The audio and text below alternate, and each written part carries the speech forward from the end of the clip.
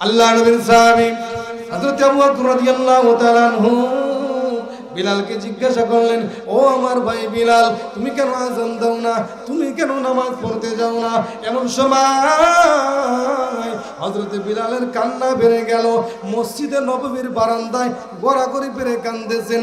মানুষ জিজ্ঞাসা করলো, তুমি কেন আযান দাও না, তুমি কেন নামাজ পড়ো না?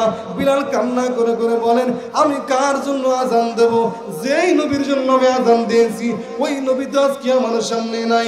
যেই নবীর জন্য আমি নামাজ পড়েছি ওই নবী তো আমার সামনে নাই। আমি বিলাল জীবনে কখনো আর আযান দিব না। নবীর ইন্তেকালে বিলাল এতটা কষ্ট পেয়েছেন, যারা আযানও দিতে যায় না, নামাজও পড়তে যায় না। শেষ পর্যন্ত দেখলেন বিলাল খাওয়া দাওয়া বাদ দিয়ে মরার মতো অবস্থা।